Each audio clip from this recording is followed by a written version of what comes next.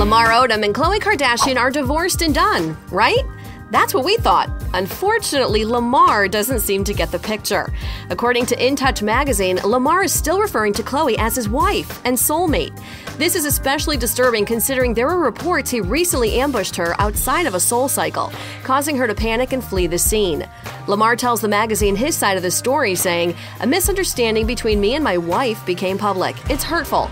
That woman is my wife, without the ring on my finger. Even with her picture being taken with another man, that woman is my wife." Sound troubling? It should. The big problem about this is the couple finalized their divorce in July, so Lamar seems to be struggling to understand that. No, she's not his wife anymore.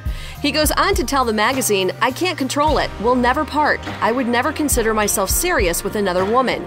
To sum it up, if a man is attempting to court Khloe, he's probably wasting his time.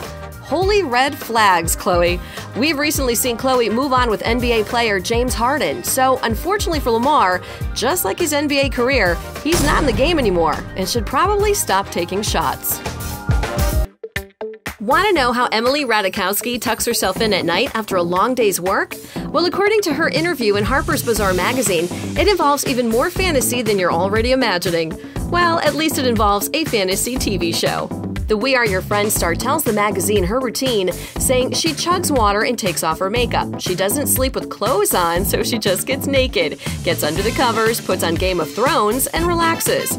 Cool, so one of the world's hottest supermodels finishes the day by getting naked and watching the show that every man in the world is seemingly obsessed with? You can't even make that up.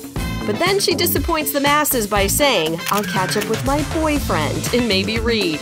I sleep the best in my own bed," which is too bad because I'm not sleeping in my bed enough. In case you didn't know, Emily is dating this man, musician Jeff Majid. The fantasy is over, everyone. Oh well, he'll always have Game of Thrones. Megan Fox and Brian Austin Green have separated. This according to Us Weekly.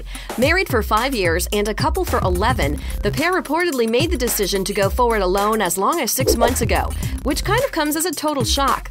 Rumor has it that their relationship has been plagued with issues as of late, and even though the exact cause of their split is still vague, an insider revealed that things have been rocky. Back in 2004, when their relationship was at an all-time high, Fox admitted that her union with Brian was magic.